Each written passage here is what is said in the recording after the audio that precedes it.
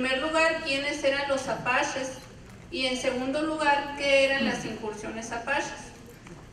Los apaches eran grupos indígenas seminómadas que habitaban para la segunda mitad del siglo XIX, o sea de 1850 en adelante, en los estados norteamericanos de Arizona y Nuevo México y ocasionalmente en Sonora y Chihuahua. Las incursiones apaches eran ataques que estos grupos llevaban a cabo, sobre todo en Sonora y Chihuahua, con el propósito de obtener ganado, o sea, de robar principalmente reses, caballos, mulas, etc., y tomar a las mujeres y niños como cautivos. Los apaches necesitaban estas cosas, pero ellos no las producían, porque ellos no eran agricultores ni tampoco eran ganaderos. Ellos se dedicaban a la recolección y a la caza. Entonces necesitaban estos artículos y los tomaban de sus vecinos. Ahora, conociendo algo sobre el tema de las incursiones apaches, pues era un asunto que me interesó desde que cursaba la licenciatura.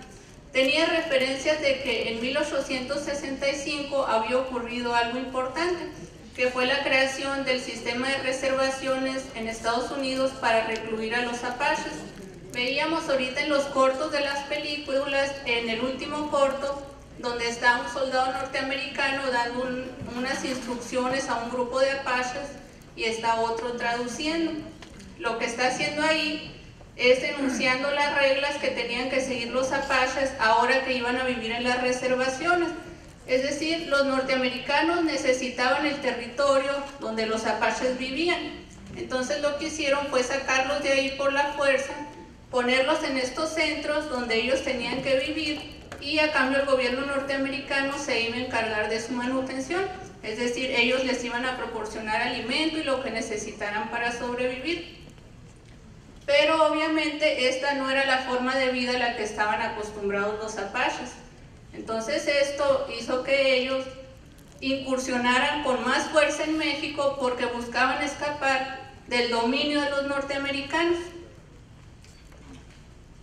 Ahora, en el estado de Sonora, mientras todo esto ocurría en Estados Unidos, se enfrentaba el gobierno sonorense a varios problemas.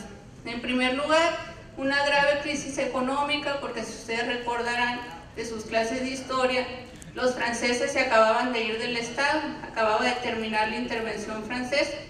Entonces había que reorganizar el estado, no había dinero, los grupos yaquis y mayos se levantaban en armas constantemente. Entonces el gobierno tenía que enfrentar todos estos problemas a la vez. Considerando lo anterior, mi inquietud se fue transformando en una pregunta. ¿Cómo hacían los sonorenses en esta época para defenderse de los apaches? Y luego esa pregunta se afinó. ¿Cómo hizo el gobierno sonorense para enfrentar el problema de las incursiones apaches? Es decir, para defender a la población de los ataques de estos grupos indígenas.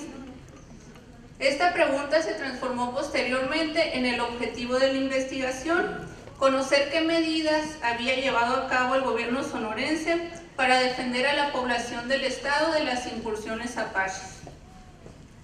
Reparé al momento de pensar en esto en la necesidad de conocer también a los protagonistas de esta historia, no nada más reconstruir la historia en sí, sino conocer quiénes eran los apaches, quiénes eran los sonorenses, para de esta manera comprender por qué actuaban de la forma en que lo hacían, por qué los sonorenses combatían a los apaches de la manera en que lo hicieron y por qué los apaches incursionaban en el estado.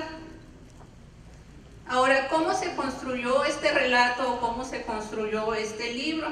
Básicamente consultando documentos diversos, correspondencia entre autoridades de la época, periódicos de la época en que se publicaban noticias sobre ataques de los apaches, leyes y decretos emitidos por el gobierno sonorense para resolver este conflicto, así como bibliografía, o sea, libros relativos al tema, ya sea sobre los grupos apaches en sí, sobre la situación del estado de Sonora en esa época, sobre el gobernador Ignacio Pesqueira, que era quien encabezaba el gobierno del estado en esta etapa, y también sobre problemas similares en otros lugares.